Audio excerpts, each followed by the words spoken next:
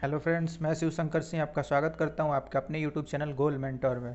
तो दोस्तों, इस वीडियो में हम पढ़ेंगे क्लास 6 के साइंस का दूसरा चैप्टर, जिसका नाम है भोजन के घटक। यानी भोजन में क्या क्या होते हैं उनको हम जानेंगे। जो कुछ भी हम खाते हैं उनमें क्या क्या होते हैं और हम क्यों खाते हैं उनको, उनका क्या उपयोग है हमारे शरीर में, क्या कुछ वो हमें देते हैं खाने के बाद, ये हम जानने का कोशिश करेंगे। और जानेंगे कि उनका परीक्षण कैसे किया जाता है। जैसे मंड यानी स्टार्च है तो उसका परीक्षण कैसे करेंगे, ये कैसे जानेंगे कि इस खाद्य पदार्थ में मंड है यानी स्टार्च है। कार्बोहाइड्रेट किस में होते हैं ये जानेंगे, इसका परीक्षण करेंगे। उसके बाद प्रोटीन का परीक्षण करेंगे, फिर वसा यानी फैट का परीक्षण करेंगे। सबको बारी बारी से परीक्षित करके ये हम जानेंगे कि किस खाद्य पदार्थ में क्या क्या होता है और कौन कौन से खाद्य पदार्थों से हमें क्या क्या मिलता है। यानी आलू से क्या मिलता है, कार्बोहाइड्रेट मिलता है या फैट मिलता है या प्रोटीन मिलता है। विभिन्न पोषक हमारे शरीर के लिए क्या कर सकते हैं, ये हम जानने का कोशिश करेंगे कि ये हमारे शरीर में क्यों उपयोगी हैं। ये पढ़ने का प्रयत्न करेंगे। और ये विटामिन्स, मिनरल्स जो कुछ भी हम लेते हैं, इनको अपने शरीर में ग्रहण करते हैं, उनका क्या उपयोग है। और रफेज यानी कि जो रुक्षांश होता है, यानी कि आप जो फाइबर खाते हैं उनका क्या, उसका क्या रोल है हमारे शरीर में, सबको हम बारी बारी से पढ़ेंगे। तो एनसीईआरटी के सीरीज़ में पहले हम सोच रहे हैं सारा एनसीईआरटी एक बार ख़त्म कर लिया जाए, उसके बाद सिलसिलेवार ढंग से आपको सारी चीज़ों का अध्ययन कराया जाएगा और मैं खुद कराऊंगा। तो दोस्तों चलिए, मैं आपका बिना समय गवाए शुरू करता हूँ ये क्लास।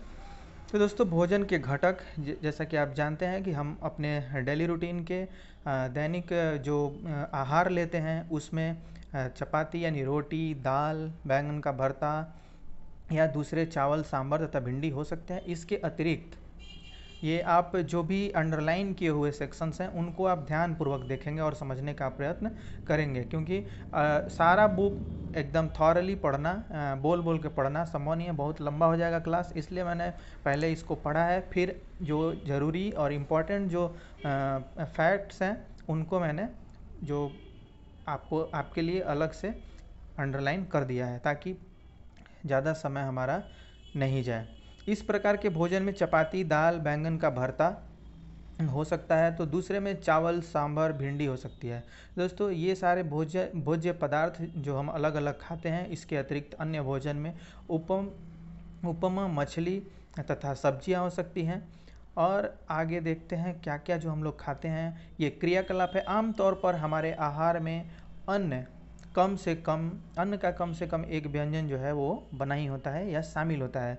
दूसरे खाद्य पदार्थ में दाल तथा मांस, यानी कि ऐसा हम जानते हैं कि दाल में प्रोटीन होता है। इसका हम परीक्षण भी करेंगे कि कैसे हम कह सकते हैं कि दाल में प्रोटीन होता है, आगे इसी क्लास में पढ़ेंगे हम लोग। तो दोस्तों, मांस हम लोग ले सकते हैं और इसमें फिर दही, मट्ठा यानी छाछ, अचार भी शामिल करते हैं हम अपने भोजन में। इनको क्यों खाते हैं इस बारे में हम पढ़ेंगे। तो दोस्तों, देखते हैं विभिन्न प्रकार के खाद्य पदार्थों में क्या होता है। हम पढ़ रहे हैं विभिन्न प्रकार के खाद्य पदार्थों में क्या होता है, हम इसका परीक्षण आज करने वाले हैं। हम जानते हैं कि प्रत्येक व्यंजन एक से अधिक प्रकार की कच्ची सामग्री से बनता है, जो हमें पादपों यानी कि पौधों से और कुछ जो है जंतुओं से यह मिल कर के तैयार होता है। इस कच्ची सामग्री के संघटक क्या हैं, इनके बारे में हम जानेंगे। किन किन अवयवों से, किन किन घटकों से ये मिल कर के बना है। इस कच्ची सामग्री में हमने शरीर के लिए कुछ आवश्यक घटक होते हैं। इन घटकों को ही हम पोषक कहते हैं। जो कुछ भी हमारे खाद्य पदार्थ जो हम की डेली आहार के रूप में ले रहे हैं, अपने भोजन के रूप में या नाश्ते के रूप में या खाने के रूप में खा रहे हैं, तो उनमें जो शरीर के लिए आवश्यक घटक हैं उनको हम क्या कहते हैं, पोषक कहते हैं। हमारे भोजन में मुख्य रूप से क्या क्या होते हैं, कार्बोहाइड्रेट्स, प्रोटीन, वसा यानी कि फैट, विटामिन्स तथा खनिज और लवण। तो दोस्तों, ये सारा चीज़ हम अपने डेली आहार में लेते हैं। इसके अतिरिक्त हमारे शरीर में क्या क्या चाहिए होता है, रुक्षांश चाहिए होता है, जल भी चाहिए होता है, जो कि हम डेली आहार के रूप में लेते हैं। इसके अतिरिक्त हमारे भोजन में रुक्षांश तथा जल भी शामिल होते हैं, जिनकी हमारे शरीर को आवश्यकता होती है। ये सब एक साथ यानी कि उचित मात्रा में नहीं लिया जाएगा तो जाके बॉडी को दिक्कत होती है, शरीर को दिक्कत होता है। क्या सभी खाद्य पदार्थों में सभी पोषक उपलब्ध होते हैं? ये हम जानने का कोशिश करेंगे कि क्या हम चावल खाते हैं वही हमारे लिए उपयुक्त है, या और भी चीज़ें हम लोगों को लेनी पड़ेंगी, जिससे कि सारा ऊपर आपने पढ़ा है कि कार्बोहाइड्रेट्स, प्रोटीन, वसा और खनिज लवण और उसके बाद रुक्षांश और जल, ये सारा कुछ एक ही में मिल जाएगा या हमको अलग अलग इन सबको लेना पड़ेगा? और किस किस खाद्य पदार्थ में क्या क्या होता है, हम क्या लेंगे, क्या खाएंगे तो हमें प्रोटीन मिलेगा, क्या खाएंगे तो कार्बोहाइड्रेट्स मिलेगा, क्या खाएंगे तो वसा मिलेगा यानी फैट मिलेगा। तो दोस्तों इस चैप्टर में हम ये पढ़ रहे हैं। तो कुछ साधारण विधियों से हम यह जान सकते हैं कि कच्ची सामग्री या पके हुए भोजन में कौन सा एक या अधिक पोषक उपस्थित है। कार्बोहाइड्रेट्स तथा वसा के परीक्षण अन्य पोषकों के परीक्षण की अपेक्षा सरल होता है। तो आइए हम इन परीक्षणों को करके प्रेक्षणों को सारणी 2.2 में लिखें, यानी एक आप टेबल बनाएं और जो भी प्रेक्षण कर रहे हैं उसको उस सारणी में लिखें। तो दोस्तों इन प्रेक्षणों को करने के लिए आपको क्या क्या आवश्यकता होगा उसको देख लेते हैं। तो इन प्रेक्षणों को करने के लिए आपको आयोडीन, कॉपर सल्फेट तथा कॉस्टिक सोडा के विलयन की आवश्यकता होगी। आपको कुछ परख नली, यानी कि आपको परख नली भी चाहिए और एक ड्रॉपर चाहिए, जिससे कि आप परख नली में इन रसायनों को डाल सकें ताकि आप इनका परीक्षण कर सकें। इन परीक्षणों को पके हुए भोजन के रूप में आप ले सकते हैं जो पक गए हैं, या कुछ जो ऐसे हैं जिनको कच्चा भी, या उनको आप आमतौर पर जो भी आपके यहाँ अवेलेबल है उस रूप में भी ले करके आप इनका परीक्षण कर सकते हैं। तो दोस्तों आप किसी भी रसायन को ध्यान देंगे, किसी भी रासायनिक तत्वों को आप चखेंगे नहीं, या आप घर में अगर परीक्षण कर रहे हैं इनका तो आप इनको चखेंगे नहीं, क्योंकि आपके लिए ये हानिकारक हो सकता है। और यह किसी एक्सपर्ट या अपने टीचर्स या जो भी कोई कलीग्स है जो इन रसायनों की प्रतिक्रिया के बारे में जानता हो, उन्हीं के समक्ष होकर के, उन्हीं के सम्मुख होकर आप परीक्षण करेंगे। तो दोस्तों देखते हैं, यदि आवश्यक विलयन तत्काल उपलब्ध नहीं हो तो आपके अध्यापक यानी कि जो टीचर हैं, देख रहे हैं, यानी कि जो आपके टीचर हैं, यदि आवश्यक विलयन तत्काल उपलब्ध नहीं है तो आपके अध्यापक निम्न विधि से उन्हें तैयार करा सकते हैं। तो दोस्तों आइए विभिन्न पदार्थों की जांच करके देखें कि किस में कार्बोहाइड्रेट्स उपस्थित है। कार्बोहाइड्रेट्स कई प्रकार के होते हैं। हमारे भोजन में पाए जाने वाले मुख्य कार्बोहाइड्रेट्स मंड तथा शर्करा के रूप में होते हैं, यानी कि स्टार्च के रूप में होता है और वह शर्करा के रूप में होता है। तो आइए देखते हैं, और ये जो आपको रसायन की जिन रसायन की ज़रूरत है उनको कैसे बनाएंगे इसको पहले हम देख लेते हैं। आयोडीन का तनु विलयन बनाने के लिए सरल जल से आधी भरी परख नली में कुछ बूंदे टिंजर आयोडीन की मिला दीजिए। ठीक है, अब इसमें आपको दूसरा क्या करना है कि कॉपर सल्फेट विलयन 100 मिलीलीटर जल में 2 ग्राम कॉपर सल्फेट घोलने से बन जाता है। यानी कॉपर सल्फेट का जो विलयन है वो बनाने के लिए आपको क्या क्या चाहिए, 100 मिली जल, यानी कि 100 मिलीलीटर आपको जल चाहिए, और उसके बाद 2 ग्राम कॉपर सल्फेट लेकर के इनको घोल देना है, जिससे आपको क्या बन जाएगा, कॉपर सल्फेट का विलयन तैयार हो जाएगा। फिर 100 मिलीलीटर जल में 10 ग्राम कास्टिक सोडा घोलने से हमें अभिष्ट कास्टिक विलयन मिल जाता है, जिसका उपयोग हम इन सब का परीक्षण करने में करेंगे। दोस्तों देखते हैं कि मंड में क्या होता है, मंड का परीक्षण हम कैसे करते हैं। सबसे पहले हम मंड यानी कि स्टार्च, जो हम भोजन के रूप में स्टार्च को लेते हैं, उसका परीक्षण करते हैं, उसका परीक्षण करते हैं। परीक्षण के लिए खाद्य पदार्थ या कच्ची सामग्री की अल्प मात्रा लीजिए, यानी जो आपके पास अवेलेबल है उसका एक छोटा अमाउंट लीजिए, ताकि वो बाद में रसायन मिला देने के बाद उसमें तो वो बर्बाद ही हो जाना है, इसलिए ज़्यादा खाद्य पदार्थों की बर्बादी न करें और कम मात्रा में लेकर ही उसका परीक्षण करें। इसमें क्या करें दोस्तों, तनु आयोडीन विलयन की 2 या 3 बूंदे डालिए। तनु आयोडीन का 2 या 3 बूंद डालिए। खाद्य पदार्थ के रंग में होने वाले परिवर्तन को देखिए, जो भी रंग में उसका क्या डालने के बाद तनु आयोडीन विलयन जो आप 2-3 बूंद डाल रहे हैं उसमें क्या परिवर्तन होता है, उसके रंग को देखिए।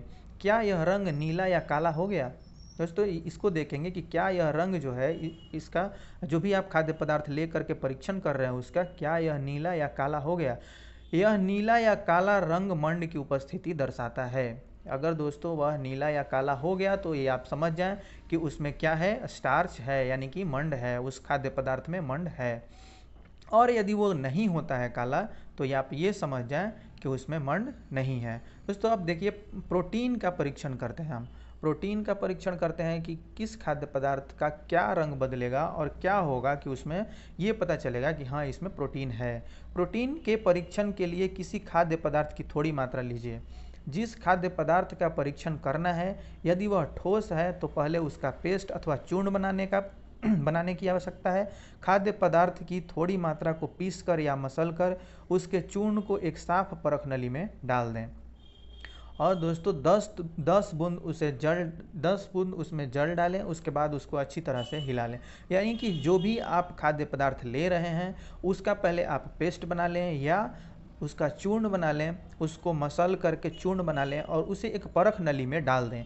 परख नली में डालने के बाद उसमें परख नली में ही 10 बूंद जल डाल लें और अच्छी तरह से उसको आप मिला दें हिला करके।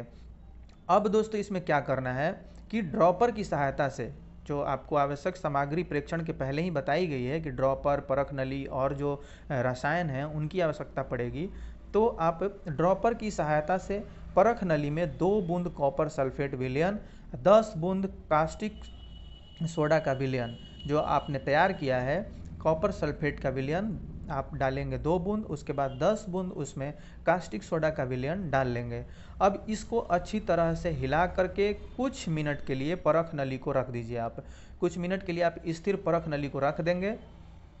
और दोस्तों कुछ देर के बाद देखिए यहाँ पे ये लड़का जो कि परीक्षण करते हुए इनको दिखाया गया है, ये परीक्षण कर रहे हैं, प्रोटीन का परीक्षण कर रहे हैं। परख नली है, ड्रॉपर ये आप देख सकते हैं। तो इसी तरह से आपको भी परीक्षण करना है। कास्टिक सोडा का, कॉपर सल्फेट का विलयन जो आपने तैयार किया हुआ है उसको ये डाल रहे हैं।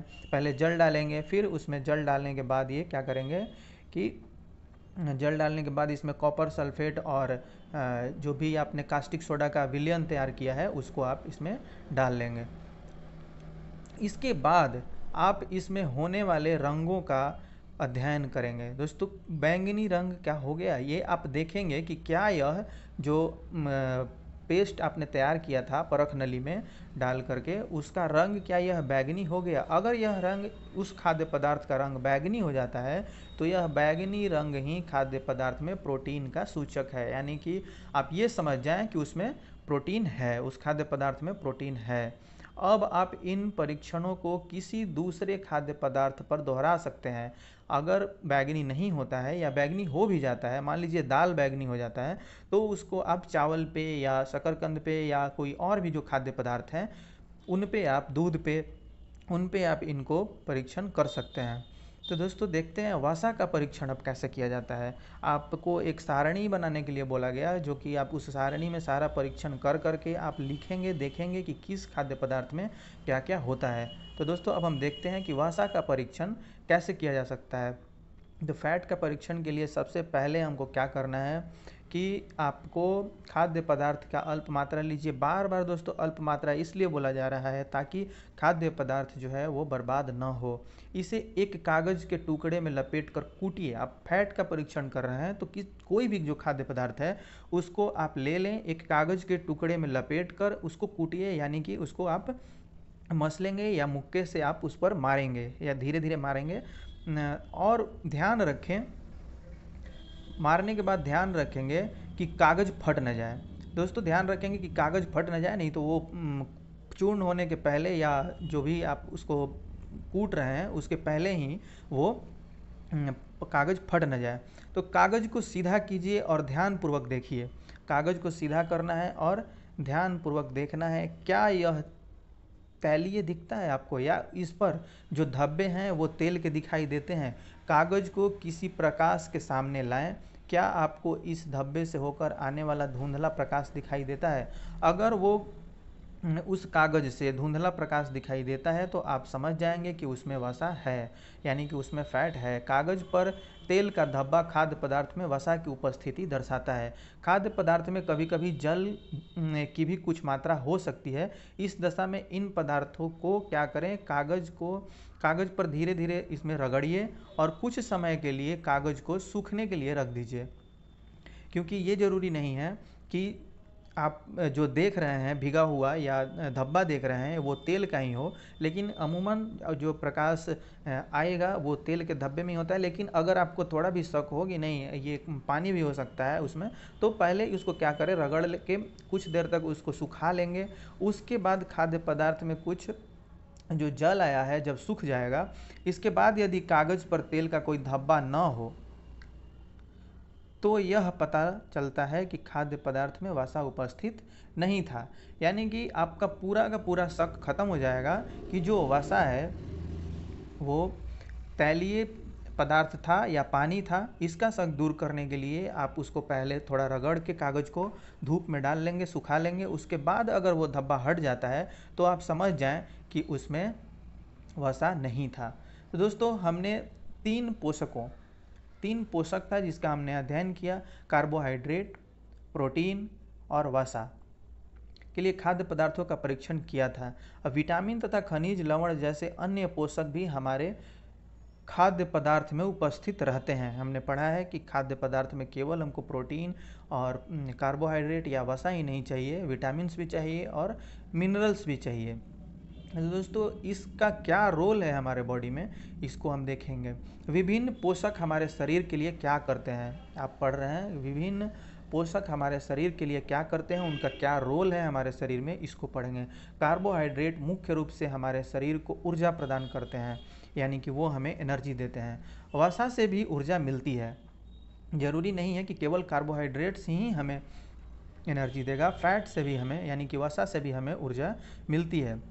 वास्तविकता यह है कि कार्बोहाइड्रेट की तुलना में वसा की समान मात्रा से हमें अधिक ऊर्जा प्राप्त होती है। यानी कि आप यदि 1 ग्राम या 2 ग्राम कार्बोहाइड्रेट्स लेते हैं और 1 या 2 ग्राम ही फैट लेते हैं तो फैट आपको यानी कि वसा आपको ज़्यादा एनर्जी, ज़्यादा ऊर्जा प्रदान करेगा। वसा और देखते हैं, वसा और कार्बोहाइड्रेट भोजन को ऊर्जा देने वाला भोजन भी कहते हैं। कार्बोहाइड्रेट और वसा को क्या कहते हैं, ऊर्जा देने वाला भोजन कहते हैं। यानी कि आप यदि इनको खाते हैं तो तुरंत आपको एनर्जी मिल जाती है। दोस्तों देखते हैं कि किस खाद्य पदार्थ में क्या क्या होता है। यहाँ पे कुछ तस्वीर के माध्यम से आपको समझाने का कोशिश किया गया है। तो पहले हम देख लेते हैं। शकरकंद कार्बोहाइड्रेट के कुछ स्रोत हैं, जो शकरकंद है, आलू है, गन्ना है, पपीता है दोस्तों, तरबूज है, आम है, मक्का है, बाजरा, चावल, गेहूँ और भी तरह तरह के खाद्य पदार्थ हैं। लेकिन जो मुख्य रूप से कार्बोहाइड्रेट्स के सोर्स हैं, जिनसे कार्बोहाइड्रेट आप ले सकते हैं, वो ये हैं। और देखते हैं कि किस में क्या क्या होता है। तो दोस्तों सबसे पहले ये देख लेते हैं, वसा के कुछ स्रोत, फैट के कुछ स्रोत हैं और इस स्रोत में कौन कौन से खाद्य पदार्थ, भोज्य पदार्थों को आप पादप से प्राप्त करते हैं यानी प्लांट से प्राप्त करते हैं, और कौन कौन से खाद्य पदार्थ जो हैं उनको आप जंतु से प्राप्त करते हैं। यानी कि जंतु से प्राप्त होने वाले वसा और पादप से प्राप्त होने वाले वसा दोनों को वर्गीकृत करके समझाया गया है। तो दोस्तों ये आप जो देख रहे हैं ये प्लांट से प्राप्त होने वाले फैट्स हैं।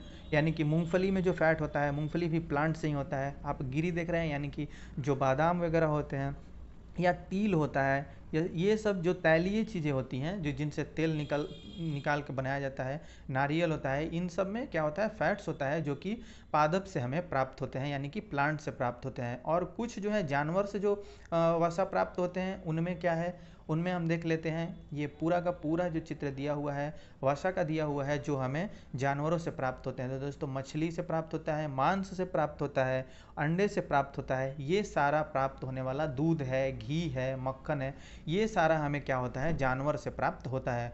कुछ को तो हम मार करके प्राप्त कर लेते हैं वसा, उनका मांस खा करके, और कुछ का क्या करते हैं, जैसे दूध और घी, मक्खन है, तो इनका हम दूध निकाल करके इससे प्राप्त होता है। यानी कि मिला जुला करके ये जंतुओं से ही प्राप्त होते हैं। तो दोस्तों फिर देखते हैं प्रोटीन से। प्रोटीन है और इनमें क्या क्या है। प्रोटीन भी जो है वो पादप वाले प्रोटीन हैं, अलग वर्गीकृत किया गया है, और जंतु वाले जो प्रोटीन्स हैं उनको अलग वर्गीकृत करके बताया गया है, दिखाया गया है। तो इनको देख लेते हैं। आप इन चित्र के माध्यम से भली भांति बहुत बढ़िया से समझ सकते हैं, जो कि आप भूल नहीं पाएंगे। और आप एक नोट्स बना लेंगे, अपनी एक कॉपी बना लेंगे अलग से, जिसमें इन सभी चीज़ों को ध्यानपूर्वक लिखेंगे। तो दोस्तों सबसे पहले देखते हैं हम कि इसमें चना प्रोटीन जो प्लांट से प्राप्त होने वाले प्रोटीन्स हैं, यानी दाल में तो अमूमन होता ही होता है। दाल में सबसे ज़्यादा मूंग में होता है, फिर सोयाबीन में भी होता है, और दोस्तों राजमा, तुअर दाल और मटर, इन सब दाल के हर एक दाल में आपको प्रोटीन मिल जाएगा। देखते हैं फिर पादप से ये हो गए। और फिर जो है जंतुओं से मिलने वाले प्रोटीन्स कौन कौन से हैं, किस किस से आप कौन कौन से जंतु से आप प्रोटीन्स प्राप्त कर सकते हैं। दूध में भी प्रोटीन होता है, और मांस खा करके भी आप प्रोटीन प्राप्त कर सकते हैं, मछली से, पनीर से, और अंडे से। अंडा का जो सफ़ेद भाग होता है वो, उससे आप प्रोटीन ले सकते हैं। दूध में भी प्रोटीन होता है, पनीर में भी प्रोटीन होता है। तो ये सारे जो हैं प्रोटीन के सोर्स हैं, और वो आपको जंतु से प्राप्त होंगे। तो प्रोटीन की आवश्यकता शरीर में वृद्धि तथा स्वस्थ रहने के लिए होती है। प्रोटीन का क्या लाभ है हमारे शरीर को, प्रोटीन हम क्यों लेंगे, क्यों लेना चाहिए। तो दोस्तों प्रोटीन की आवश्यकता होती है कि शरीर में वृद्धि के लिए और शरीर स्वस्थ रहे, यानी कि आपको लंबा होना है या गठीला शरीर, ये सारा कुछ जो है वो सेल के निर्माण में आपका ये सहायक होता है, जो कि आपको वृद्धि के लिए और स्वस्थ रहने के लिए प्रोटीन की ज़रूरत होती है। प्रोटीन युक्त भोजन को प्रायः शरीर वर्धक भोजन कहते हैं, यानी कि शरीर आपका गठीला या लंबा होता है, उसमें प्रोटीन का अहम रोल होता है। विटामिन रोगों से हमारे शरीर की रक्षा करते हैं। विटामिन्स क्या करते हैं, एनर्जी नहीं देते हैं। आप ध्यान रखेंगे, विटामिन्स जो हैं वो एनर्जी प्रोवाइड नहीं करते हैं हमारी बॉडी को, लेकिन हमारे शरीर को स्वस्थ रखने में, हमारे शरीर की रक्षा करते हैं। ये विटामिन हमारी आँख, अस्थि, दांत और मसूड़ों को स्वस्थ रखने में सहायता करते हैं। विटामिन कई प्रकार के होते हैं, आपको पता है विटामिन कई प्रकार का होता है। अब इसमें कौन कौन से विटामिन हैं आपको यहाँ पे बता देते हैं। तो दोस्तों हम स्टैंडर्ड वही रखेंगे, 6 क्लास का पढ़ रहे हैं तो 6 क्लास का ही स्टैंडर्ड रखेंगे, और आप एक नोट्स बनाते जाएंगे, और बाद में जैसे जैसे हमारा क्लास आगे बढ़ता जाएगा, अगर हम 7th का पढ़ रहे हैं, 8th का पढ़ रहे हैं, तो हमारा स्टैंडर्ड बढ़ता जाएगा। अभी हम कुछ उन स्टैंडर्ड्स के यहाँ पे शामिल नहीं करेंगे, यानी कि जो भी इस लेसन में है वही चीज़ें आप पढ़ेंगे, वही चीज़ें मैं पढ़ाऊँगा, ताकि दिक्कत ना हो कुछ भी समझने में। दोस्तों विटामिन कई प्रकार के होते हैं, जिन्हें अलग अलग नामों से जाना जाता है। इनमें से कुछ को विटामिन ए, कुछ को विटामिन बी, सी, डी, ई और के नाम से जाना जाता है। विटामिनों के समूह को विटामिन बी कॉम्प्लेक्स कहते हैं। विटामिन के समूह को क्या कहा जाता है, बी कॉम्प्लेक्स कहा जाता है, यानी कि एक ही विटामिन में सारा अगर समूह के रूप में शामिल हो जाता है तो उसको क्या कहेंगे, विटामिन बी कॉम्प्लेक्स कहेंगे। हमारे शरीर को सभी प्रकार के विटामिनों की आवश्यकता होती है। दोस्तों हमारे शरीर को कौन कौन से विटामिन की ज़रूरत होती है, तो सबकी ज़रूरत होती है, हर तरह के विटामिन की ज़रूरत होती है। अब विटामिन्स में हम देख लेते हैं कि किस खाद्य पदार्थ में, किस भोज्य पदार्थ में, जो हम खाने के रूप में लेते हैं, नाश्ते के रूप में लेते हैं, वो होता है। तो दोस्तों विटामिन ए होता है आम में, दूध में भी होता है, पपीता में होता है, गाजर में होता है। ये आपका विटामिन का क्या है, सोर्स है। मछली के तेल में भी विटामिन होता है, और इसकी कमी से आँखों की बीमारी होती है। अब देखते हैं विटामिन बी। विटामिन बी आपका गेहूं में, चावल में, विटामिन बी का जो सोर्स है वो गेहूं है, चावल है। गेहूं, चावल और यकृत, यानी कि आप मांस खा करके भी विटामिन बी को ग्रहण कर सकते हैं। और दोस्तों सी, विटामिन सी का देखते हैं क्या क्या सोर्स है। विटामिन सी को हम लेते हैं, अमूमन ये खट्टे फलों से मिलता है, टमाटर में होता है, संतरा में होता है, अमरूद में होता है, मिर्च में, नींबू और आंवला में। आंवला में सबसे ज़्यादा विटामिन सी होता है, और यह इजीली अवेलेबल भी होता है। देखते हैं दोस्तों, यहाँ पे हमने पढ़ा था कि हमारे शरीर को सभी प्रकार के विटामिनों की अल्प मात्रा में आवश्यकता होती है। विटामिन ए हमारी त्वचा तथा आँखों को स्वस्थ रखता है। विटामिन ए क्या करता है, हमारे त्वचा और आँखों को स्वस्थ रखता है। विटामिन ए को आप नहीं लेंगे तो आँखों की बीमारी हो सकती है, त्वचा की बीमारी हो सकती है। विटामिन सी विटामिन सी से दोस्तों ये हमारे रोग प्रतिरोधक क्षमता को बढ़ाता है। यानी कि विटामिन सी अगर हम लेते हैं तो रोगों से लड़ने की क्षमता हमारे शरीर में विकसित होगी। विटामिन डी हमारे अस्थि दांत को ज़रूरत होती है। कैल्शियम का उपयोग करने से हमारे शरीर क्या करता है, स्वस्थ रहता है। विटामिन डी हमारी अस्थियों और दांतों के लिए कैल्शियम का उपयोग करने में हमारे शरीर की सहायता करता है।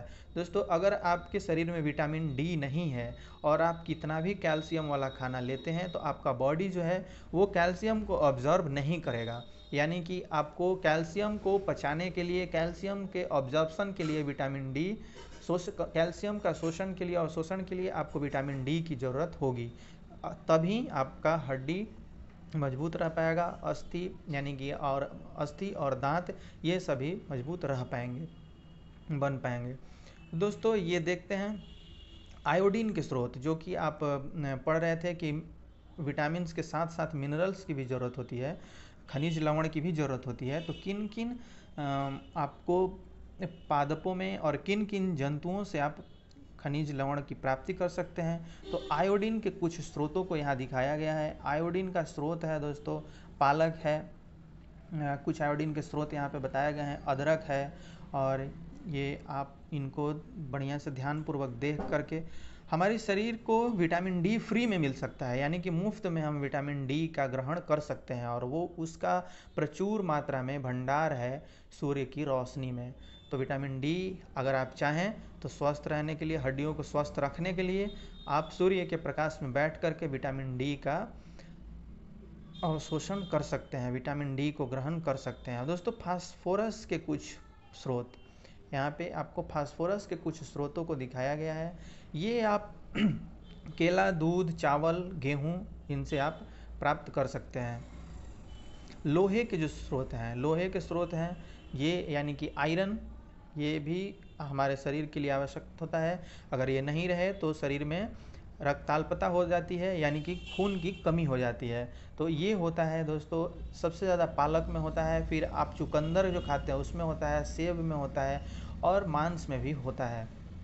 तो ये आप ज़रूर ध्यान रखेंगे कि किसमें क्या क्या होता है। कैल्शियम के कुछ स्रोत जो हैं वो कैल्शियम होता है, दूध से बने डेयरी उत्पादों में कैल्शियम होता है, फिर अंडा में भी कैल्शियम होता है।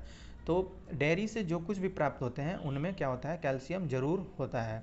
दोस्तों हमारे शरीर को खनिज लवण की आवश्यकता अल्प मात्रा में होती है, ये हम ऊपर भी पढ़े थे और अभी भी हमको ये पढ़ने को मिल रहा है। हमारे शरीर को खनिज लवण की आवश्यकता होती है और शरीर के उचित विकास तथा अच्छे स्वास्थ्य के लिए प्रत्येक खनिज लवण आवश्यक है। यानी कि आप एक ही चीज़ केवल खा करके सोचते हो कि केवल प्रोटीन ले करके ही हम स्वस्थ बन जाएंगे, तो आपका शरीर स्वस्थ नहीं रहेगा, क्योंकि शरीर को ऊर्जा देने के लिए आपको कार्बोहाइड्रेट्स की ज़रूरत होगी और उसके बाद आपके सारे कार्बोहाइड्रेट्स और फैट जो भी आप खाने में ले रहे हैं उनको सही तरीके से पचाने के लिए और सही तरीके से उनका अवशोषण के लिए आपको विटामिन्स की ज़रूरत पड़ेगी। दोस्तों अब यहाँ देखते हैं, इन पोषकों के अलावा हमारे शरीर को आहारी रेशों यानी कि रुक्षांश की ज़रूरत होती है, आवश्यकता होती है। आहारी रेशे रुक्षांश के नाम से भी जाने जाते हैं। हमारे खाने में रुक्षांश की पूर्ति मुख्यतः पादप उत्पादों से होती है। रुक्षांश की प्राप्ति जो कहाँ से होती है, पादप यानी प्लांट से मिलती है। रुक्षांश के मुख्य स्रोत क्या है, साबुत खाद्य होता है, यानी कि साबुत अनाज जो लेते हैं, मूंग, चना, ये सब, दाल, आलू तथा ताजे फल, सब्जियां, इन सब में क्या होता है, रुक्षांश होता है। रुक्षांश हमारे शरीर को कई पोषक नहीं देते हैं, कोई पोषक इनसे नहीं प्राप्त होता है, फिर भी यह हमारे शरीर के लिए क्यों आवश्यक है ये हम देखने की कोशिश करते हैं।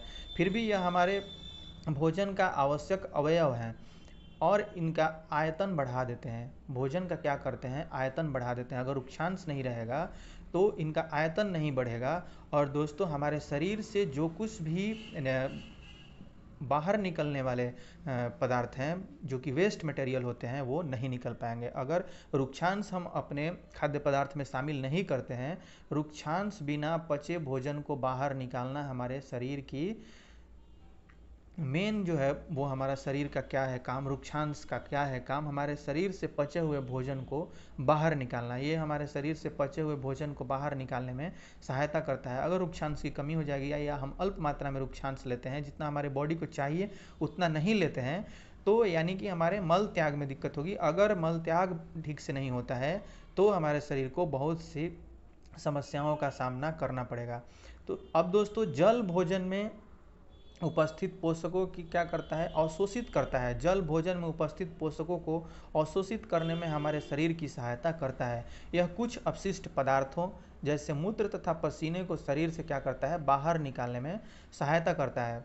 सामान्यतः यह हमारे शरीर को जितने जल की आवश्यकता होती है वह हमें उन वस्तुओं से प्राप्त होती है जिन्हें हम द्रव के रूप में लेते हैं। ये जरूरी नहीं है कि आप जल केवल पानी पी करके ही या जल डायरेक्ट बॉडी में ले करके ही आपको जल की प्राप्ति होगी, नहीं।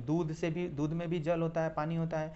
दूध, चाय, आप जो कुछ भी लेते हैं उनमें जल होता है, जिससे आपके बॉडी को पानी की प्राप्ति हो जाती है। इसके अतिरिक्त हम जो भी भोजन पकाते हैं उसमें भी पानी का प्रयोग किया जाता है। यानी कि आप चावल बनाते हैं, दाल बनाते हैं, उसमें भी यह पूर्णतः केवल चावल और दाल ही नहीं होता है, उसको बनाने में भी पानी का अवशोषण होता है, जिससे हमारे शरीर को पानी की पूर्ति हो जाती है। दोस्तों, संतुलित आहार, अब हम पढ़ेंगे संतुलित आहार के बारे में। संतुलित आहार क्या है?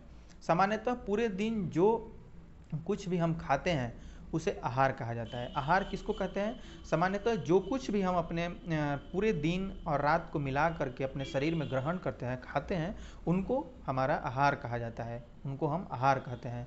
हमारे शरीर की वृद्धि और अच्छे स्वास्थ्य को बनाए रखने के लिए हमें हमारे आहार में वे सभी पोषक तत्व उचित मात्रा में होने चाहिए जिनकी हमारे शरीर को आवश्यकता है। कोई भी पोषक तत्व ना आवश्यकता से अधिक हो ना ही कम हो। यानी कि कोई भी चीज़ अगर आप ज़्यादा ले लेते हैं तो उससे भी आपके शरीर को नुकसान होगा, और कम लेते हैं तो उससे भी हमारे शरीर को नुकसान होगा। हमारे आहार में पर्याप्त मात्रा में रुक्षांश तथा जल भी होना चाहिए। इस प्रकार के आहार को संतुलित आहार कहते हैं। यानी कि जिस आहार में ये सारे चीज़ होते हैं, विटामिन्स, मिनरल्स और आपके कार्बोहाइड्रेट्स, फैट और रुक्षांश सब होते हैं, उनको हम क्या कहते हैं? संतुलित आहार कहते हैं, कंप्लीट फूड कहते हैं। दोस्तों, देखते हैं कि किन किन चीज़ों में क्या क्या होता है और कौन कंप्लीट आहार बन सकता है।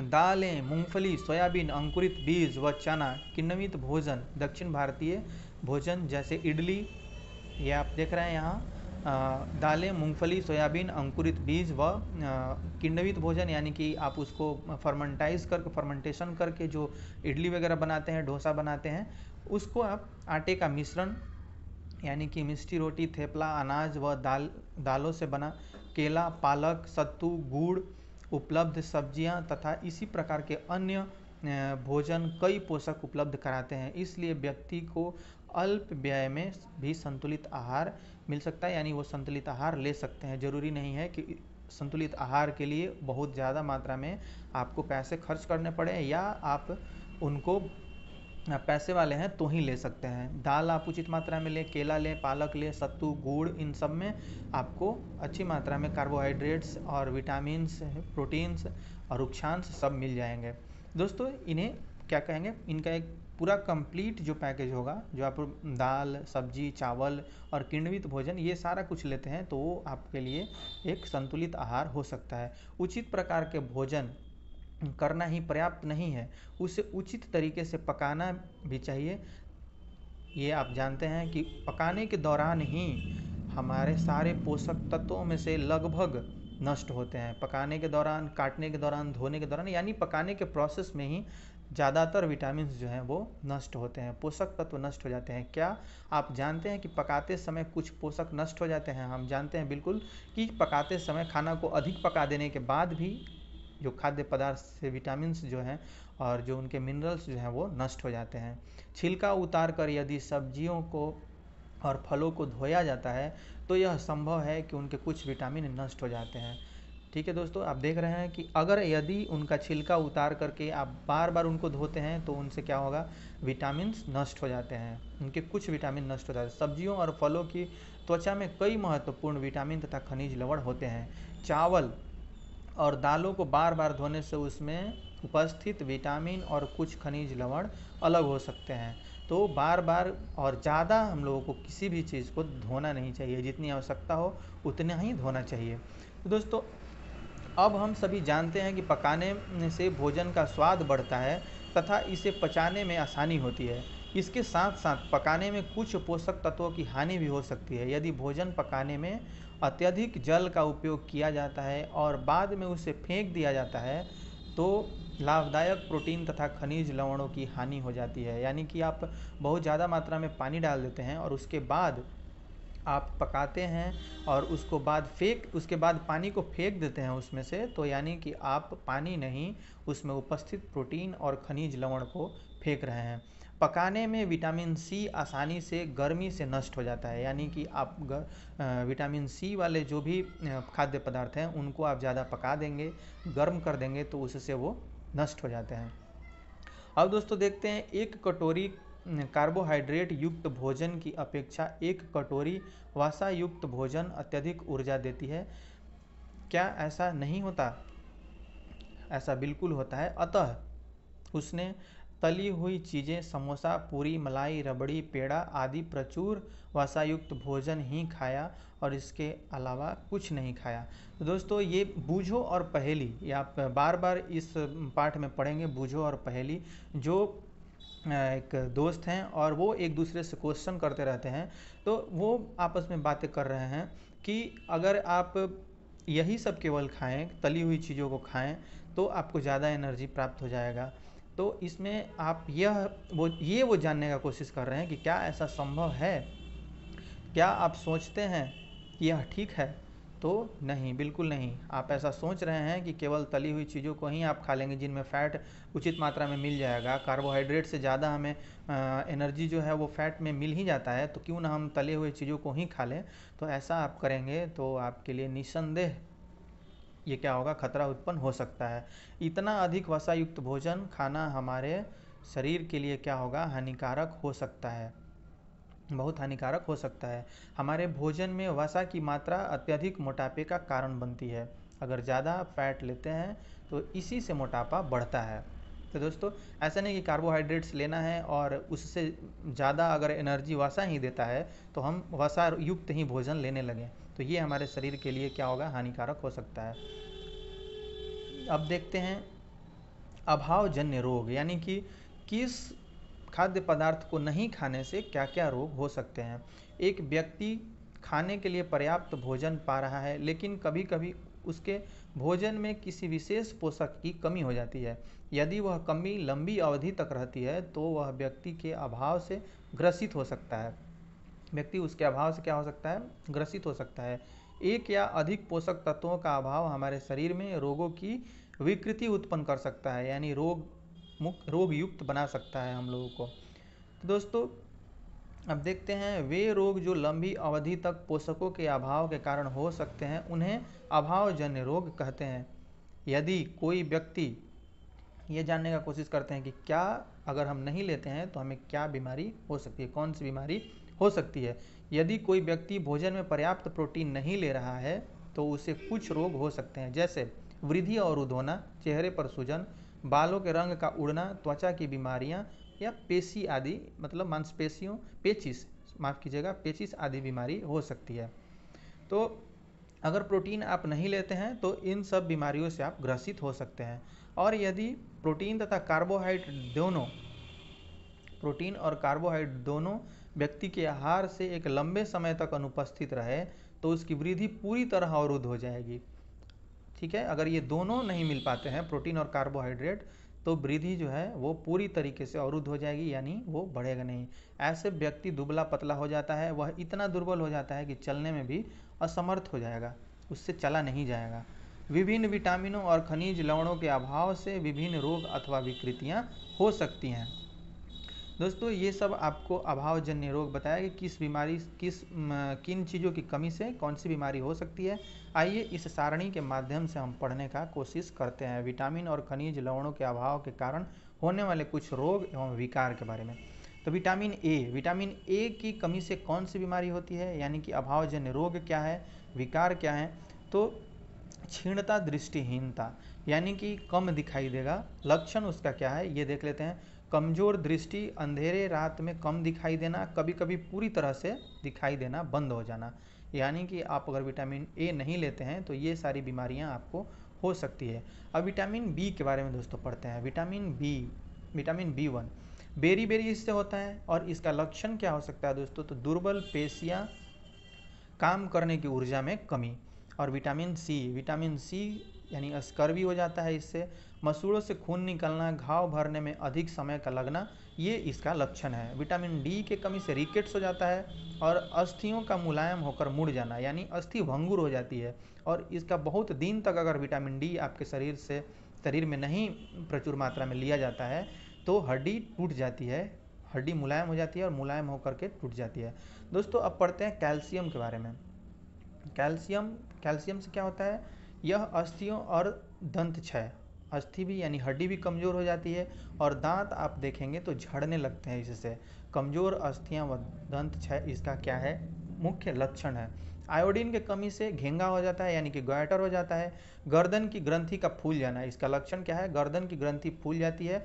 बच्चों में मानसिक विकलांगता आ जाती है, यानी कि सोचने समझने की क्षमता जो है वो कम हो जाती है।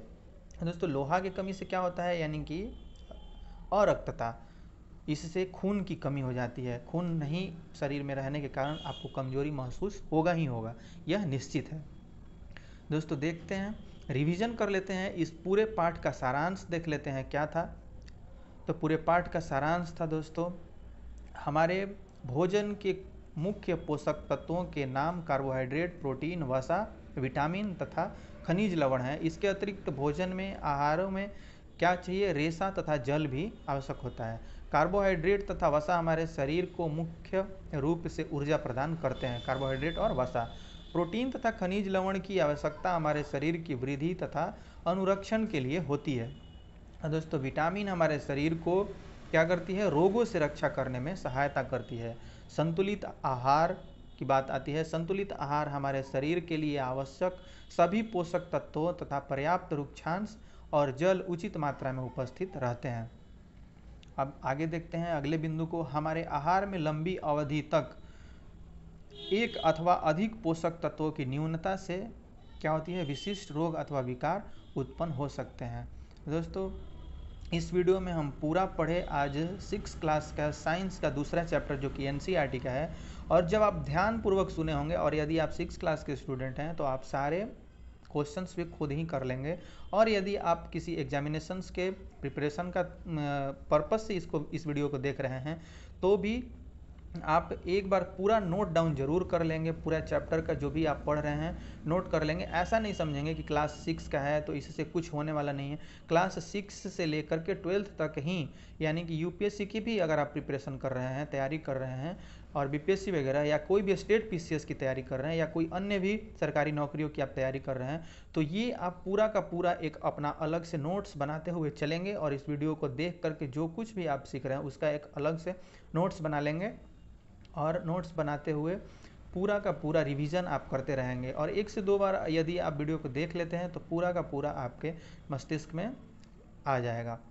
और पिक्चर के माध्यम से सारा कुछ इसमें दिया रहता है। एनसीईआरटी को इसीलिए पढ़ने को बोला जाता है ताकि पिक्चराइज करके किसी भी तथ्य को ठीक ढंग से बताया जाता है इसमें।